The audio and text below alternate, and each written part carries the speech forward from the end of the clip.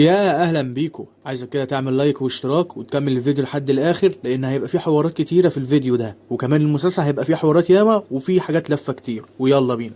يبدا الفيلم بالراجل الغريب ده ومستني ان مراته تخلف الولد وهو قاعد بره، لكن بيدخل وبيقول لها اديني الولد، وهي فعلا مش بتكذب الخبر وبتديله الولد وبتكون فرحانه ان هي خلفت. بعد كده بيمسك الولد وبيدور فيه، انا مش عارف بيدور على ايه. المهم بيلاقي حاجات كده محطوطه، وبيقول لها انت اديتي ايه لابني؟ ابني ضعيف وعنده جفاف، واكيد انت هتقتلي مراتي زي ما قتلت اللي فاتت. يعني كده العمليه واحده، وان ده مش ابني. ومراته بتكون بصله فاكراه اتجننت، والكل بيكون في حاله صدمه، حتى هي بتقول انا ما عملتش حاجه. هو بيقول لها ده مش ابني واديهولها تاني وانا مش عايزه، وعلى طول بيخرج بره البيت.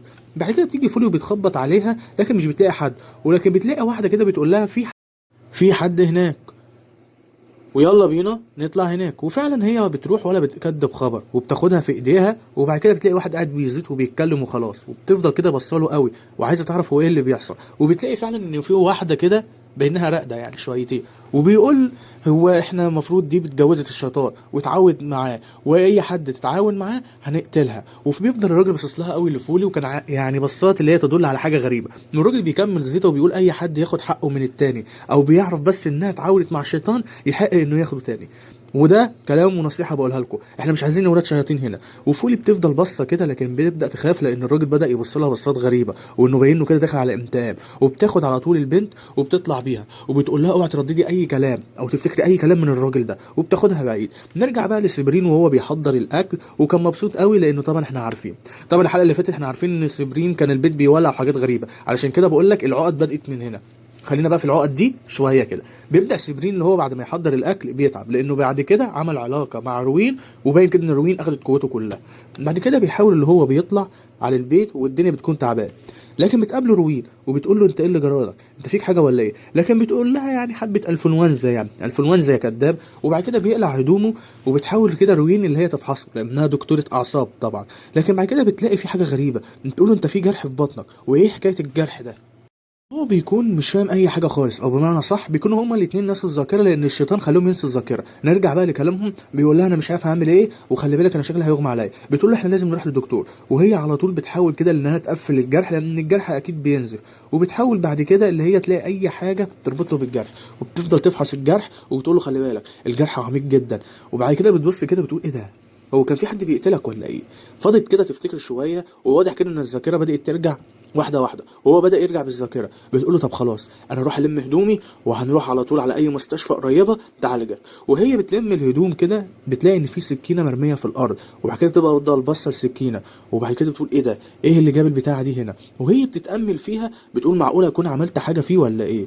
بعد كده بتروح له على طول وتقول له انا باين كده لان انا كنت عايز اخلص منك، لكن بيقول لها طب ارميني السكينه دي كده وانا هشوف قوتي هتعمل ايه. وفعلا ترمي له السكينه وبيشوف القوه، وفعلا بيعرف اللي جرى، وبيعرف ان الشيطان اثر عليهم هما الاثنين. وبيقول لها دي جدتي كانت عايزه تخلص عليكي وانا اتدخلت واخدتها. قالت طب فكك من الكلام ده ويلا بينا نقفل البيت ومفيش اي مساعده كمان، والتليفون فاصل الشحن. بعد كده بتحاول تدور على اي حاجه تخرج بيها او تكلم اي مستشفى، لكن طبعا كالعاده مفيش اي حد بيرد، وبيبقى في صريخ في التليفون. فبترمي على طول السماعه وبتقول له احنا لازم نخرج من البيت الغريب ده.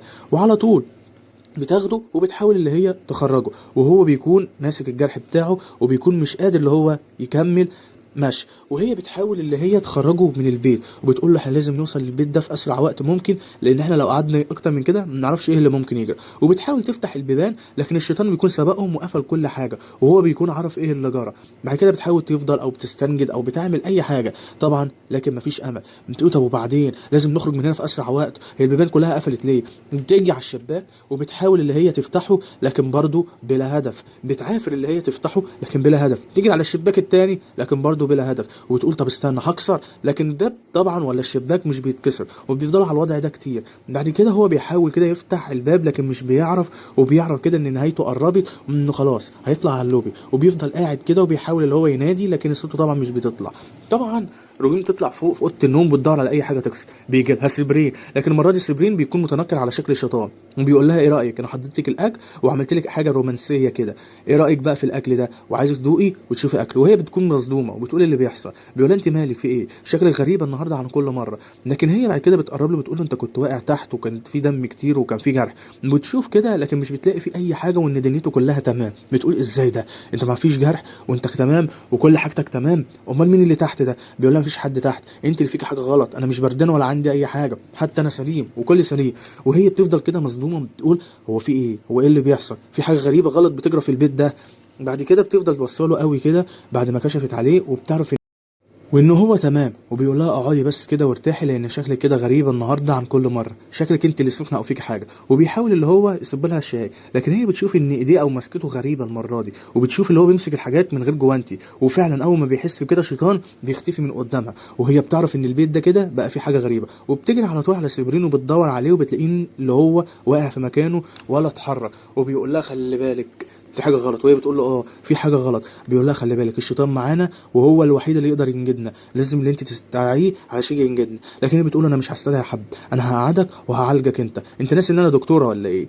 بعد كده بتحاول اللي هي تقعده كده شويه على الارض وبتروح على طول بتدور على اي حاجه او اي اسعافات اوليه يعني. وبتدور على دواء، حبه قطن، حبه شاش، انت عارفين يعني اللازم منه. وهي بترجع بتلاقي واحده بتتكلم كده في البانيو وبتحاول كده تشوفها، بتلاقي اللي هي صاحبه جدتها وبتتكلم وبتختفي ويظهر ان روحها هي بتتكلم. بتقول لها انت في نصيبه كبيره واحسن لك ان انت تهربي من البيت ده ولا ترجعي تاني، لان البيت ده فيه مشكله كبيره وانت قوتك مش قدها ولازم تتحالفي مع الشيطان، غير كده هيخلص علينا كلنا.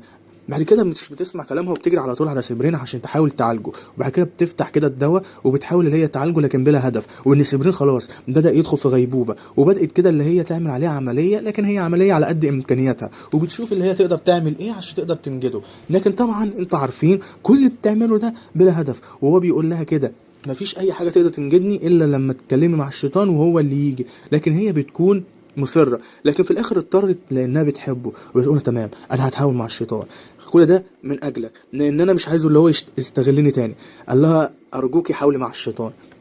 وفعلا على طول اللي هي بتسمع كلامه وتقول له خلاص انا هبدا دلوقتي هتكلم معاه وهشوف هو يقدر يعمل لنا ايه. وبعد كده بتتكلم بتقول انا هو انا جيت لك وانا كل ليك، بس الشرط الوحيد انه يخرج يروح البيت ويتعالج وانا هكون معاك في البيت كله، بس اهم حاجه ان سبرين يخرج بره. وهوب سبرين بيختفي مره واحده. وبعد كده بتفضل واقفه وتلاقي صوت بيكلمها بيقول لها انا نفذت وعدي، عايزك تنفذي وعدك، تطلعي اوضه امك تلبسي الهدوم بتاعتها وبعد كده تجيلي. وهي بتقول له تمام انا هعمل كل اللي انت تقول لي عليه بس اوعى تاذي حد. وفعلا بتفضل تتلفت كده وبتطلع على طول ايه لاوضه امها، بس بتقول ايه الشرط اللي انت عايزه. لكن بيرد عليها بيقول لها خدي الهدوم وبعد كده ترجعي. وهي بتطلع بتلاقي فستان جميل جدا وبتفضل بصاله قوي، وبتعرف ان الفستان اللي هي يوميها في الحلقه رقم 2 كانت لابساه وهما بيرقصوا مع بعض، وان ده فستان بتاع امها وان الشيطان بيحبوا عليه. وفعلا بتلبس وبتنزل وفجاه بتلاقي الارشر تحت وبيقول لها اهو. بعد كده بتقول له هو انت اللي عامل كل ده؟ قال لها اه انا الكائن، انا اللي بحميك على طول، وخلي بالك المره دي انا وانت واقفين من غير اي قناع، ايه رايك فيا من غير اي قناع؟ بعد كده بيختفي من قدامها وهي بتفضل تدور عليه لكن بتكون مش لاقياه. وبعد كده بيظهر قدامها تاني وبيقول لنا اهو ايه رايك فيا بقى، عرفت اختفي وعرفت احميكي ونفذت وعدي ليكي وخليت سبرين يروح البيت، لكن انا محتاجك تقضي معايا الليله دي، هوريكي حاجات انت عمرك ما شفتيها، هوريكي ذكريات انت ولا شفتيها. قالت طب وريني. وبتحاول ان هي تاخده على قد عقله. بيقول لها تمام انا عايزك تكوني معايا لان هيبقى في مفاجاه في الاخر. وبيوديها في اماكن مختلفه عمرها ما راحتها قبل كده وبتكون فرحانه قوي. تعرف ان الشيطان فعلا في ايديه حاجات كتير وان هو ممكن اللي هو يسعدها. وبتفضل بصاله كده بتقول له هو انت بتحبني ولا ايه؟ قال لها انا كنت بحب امك وشفت امك فيكي وانا بحبك انت دلوقتي. بعد كده بيبدل بينا المشهد وبتلاقي ان جدتها متعلقه وبيقول لها لازم تخلصي على جدتك، يا اما كده يا اما هخلص على كله واحرق بيكم البيت. قالت له انت ازاي عايزني اعمل كده؟ قال لا. قلت له لو انا خلصت منها هتيجي الشرطه وتقبض عليا وما ينفعش اعمل كده. بيبص لها بيقول لها قوتك الغامضه تقدر تعمل كده بكتير، انت ما تعرفيش قوتك تقدر تعمل ايه. وبيقول لها ان قرار ليكي وان جدتك دي خلصت على كله. بتقلع الحاجات اللي هو اداها لها وبتقول له انا مش هنفذ الكلام ده وهعرف اخرج من غير ما اعمل معاك اي صفقه. وهو بيفضل باصص كده وبيقول هترجعي يعني. بعد كده بنروح لسبرين وبيقعد مع اخته وبيقول لها الحقي روين لان روين دخلت في مشكله كبيره وهتكون مش قدها ولازم اللي انت تنجديها. لكن هي بتقول له طب خلينا فيك. وهي بتحاول تتكلم معاه فجاه بتلاقي ناس بتطلع. قال لها ادخلي استخبي واوعي تطلعي مهما حصل لان دلوقتي هيبقى في حوارات تانية ومشاكل تانية وانا مش عايز اعرضك لاي هجوم او لاي حاجه وحشه ممكن تحصل لي. وانهم هيدخلوا علينا حالا، عايزك كده تستخبي وما تعمليش اي صوت. وبعد كده بيدخل في غيبوبه، وفعلا البيت بيتفتح، ولكن هي بعد كده ما تعرفش مين، وبيدخل معاه صاحبه ومعاه ساحره تانية، وبتكون الساحره دي قادره اللي هي تغلب الشيطان لانها دخلت في مواجهات معاه كتير، وبتعرف على طول من الجرح ان هو من الشيطان وان هو عامل له سحر، ومجرد ان هو مش هيموت وخلاص، ده كمان روحه هتتنقل وهيفضل يتعذب. عشان كده بتقوله لازم نخرجه على طول، او نخرج الاله الحاده اللي موجوده في بطنه دي باي طريقه. بيقول لها تمام انا معاك. قالت له لازم نعمل تحضيرات ولازم نعمل حوارات تانية كتير، والحاجات دي مش متوفرة هنا، بس هنحاول نعمل اي حاجة نلحقوا بيها. وفعلا بتبدأ اللي هي تشتغل بالامكانيات اللي موجودة معاها. مش عارف بتجيب حلة رز دي ولا سكر ولا مش عارف ايه، حاجة غريبة قوي جابتها وراحت لفاها. نرجع بقى للروين وهي في البيت الغريب، وبتلاقي صاحبة جدتها بتدور على كتاب. بتقول لها انت بتعملي ايه؟ انت جايه هنا ليه؟ بتقول لها كان في كتاب مكتوب عليه التعويذه اللي يقدر يحررنا كلنا، انا مش لاقياه. قالت طب ايه دي كده وركزي. بتقول لها مش لاقياه قبل الشيطان ما يخلص علينا كلنا. بتقول لها ما انت لازم تفتكري، لان لو فضلت انت كده مش فاكره كلنا هنموت. بعد كده بتفتكر ان الكتاب كانت حاطاه في حته تانية. بتقوم على طول وبتروح للدولاب، وبتحاول تمسك الدولاب طبعا لانها روح او شبح مش بتعرف تمسكها. لكن بتيجي روين وبتخرج كل حاجه. بتقول لها انا عايزك تشاوري لي او تقولوا لي اي حاجه تخص الكتاب، وبتدلدق كل اي حاجه موجوده، بترمي كل حاجه بره يعني عموما يعني، ترمي كل حاجه وبتطلع. بتقول لها اهني حاجه اللي انت بتدوري عليه هو ده الكتاب؟ طب ده، طب ده انهي واحد؟ لحد ما بتشاور على كتاب معين وبتقول لها هو ده الكتاب اللي انا بدور عليه. انه فعلا بتشوف الكتاب وتقول لها دي التعويذه اللي انت كنت بتقولي عليها. لكن هي بترد عليها وبتقول لها انت مش مستعده للتعويذه دي، ولو عملت التعويذه دي قدامه ممكن يحصل لك حاجه، او ممكن كلنا يحصل لنا حاجه. ما ينفعش ان انت تمشي مع التعويذات دي، وكلمي حد بيفهم. بتقول لها طب انا ممكن اعمل مكومات وهعملها.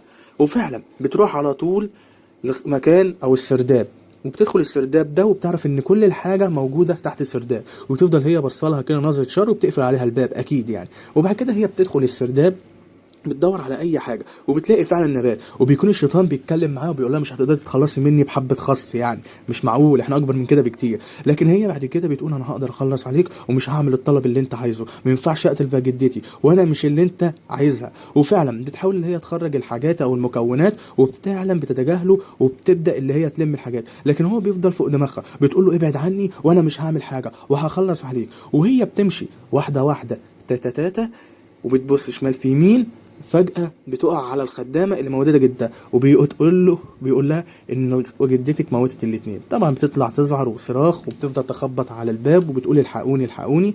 بعد كده الشيطان بيقول لها الصفقة معاكي، تقتلي جدتك تخلصي منها عشان اخد انتقام امك وانتقامك وانتقام الخدامة دي. بعد كده بتضطر اللي هي ترضى وبتنفذ فعلا الطلب. مترددة اللي هي تاخد القرار ده، لكن بتضطر، والشيطان بيضحك لها وبيقول لها ايه هتعمليه؟ فهي بتقول له هعمله وخرجني من هنا. وفعلا الشيطان بيفتح لها الباب بتقول له انا عقدت معاك الصفقه ان سابرين يبقى حي. قال لها كده كده هيكون حي، وبيختفي من قدامها. وبعد كده انتوا عارفين هي المفروض تعمل ايه. تبدا روين، او نخلع بقى من روين ونرجع تاني للساحره الشريره دي. الساحره بتحاول اللي هي تعالجه باي طريقه، لكن بتقول ان الازمه كبيره، وانه حكايته كتير، وان السحر ده انا معرفوش، وان السحر ده مختلف ويفوق قدرتي، لكن احاول احلها. وفعلا بتفضل تعمل حبه حاجات كده احنا مش فاهمينها. وصاحبي بيقول لها انت تمام؟ تقول له استنى لان خلاص قربت على النهايه. وفضلت كده تتوجع شويه، وفجاه نلاقي الجرح بقى بيتقلب عليها. بتقول له هي خلاص في النهايه وهنقدر ان احنا ننقذ صاحبك. وفعلا بعد حبة حوارات كده وبعد حبة وقت بترمي الآلة الحادة اللي كانت في صاحبه، وبعد كده بيغمى عليها هي. وصابرين نقول له حمد لله على السلامة ويكون قام من الغيبوبة. نرجع بقى لروين وهي بتشوف جدتها متعلقة كده، بتقول له احنا هنعمل ايه؟ قال لها استخدمي قوتك الخارقة عليها، وفي الآخر هي هتنتحر وهنبلغ الشرطة وهتبان انها جريمة عادية. قالت له بس خلي بالك ده أول أمر وآخر أمر هعمله منك، أنا عشان عايز أخرج من هنا. قال لها أنت حر. وفعلا بيسيب جدتها، وهما الاتنين بيفضلوا باصين لبعض بعد ما روين عرفت حقيقتها. وبتحاول هي تغفل الشيطان وتفتح الباب، لكن برضه مش بتعرف، وبتقول طب وبعدين يعني. والشيطان بيلعب في دماغها بيقول لها انت مش هتخرجي من هنا غير لما تنفذي الطلب اللي انا عايزه. وبتفضل واقفه حبه وبتناديها جدتها، بتقول لها تعالي نطلع بيت، او تعالي نطلع لاوضه مامتك لان في حوارات ياما عايزه اكلمك عليها. وفعلا بتطلع لها وبتفضل تفكرها على حاجات كتير، وقلت لها ان الطريق الوحيد اللي احنا نخرج من هنا هو النطه من هنا. انت ايه لاقي روين النطه كبيره؟ وبتقول لها لا لا لا لا جده، الحوار ده كبير علينا قوي انا وانت. بتفضل تواسيها وبتقول لها مفيش اي مشاكل، وانك هتعرفي تكملي حياتك. اهم حاجه ما تتحالفيش مع لشر الشيطان عشان هيبوظ حياتك، وتحاولي على قد ما الامكان انك تتحكمي في قوتك الخارقه، لان القوه دي بتاعت امك وهي اتطورت فيكي انت اكتر. وبتفضل تقول لها كلام كده غريب، وبعد كده بتقول لها اما انا خلاص اديتك كل حاجه ومعاك المفتاح، وهو حل اللغز كله، وهو اللي هيقدر يقول لك على كل حاجه. وخليكي مع سبرين. بتقولها طب انت ولا تسيبيني، ممكن نلاقي اي حل تاني، لكن مش بتعرف. بتتحكم بعد كده روين في عقلها، وبعد كده اهو الجده بتطير. وبعد كده بتفضل تعيط وبتبص لها وهي ميته لانها خلصت عليها، وبتفضل في حاله صدمه. بعد كده بتلاقي الشيطان قدامها وبيكون فرحان لانها خلصت عليه وانها اخدت حق امها، بيفضل يضحك لها وهي بتفضل بصاله. بعد كده بيبص لها وبيتكلم في مخها، بيقول لها تقدري تخرجي دلوقتي وما تجيش هنا تاني. وبيختفي الشيطان قدامها على طول، وفعلا بتخرج من البيت. بس كده، معاكم زي خلف الله. اعمل لايك واشتراك، واشوفك فيديو جديد.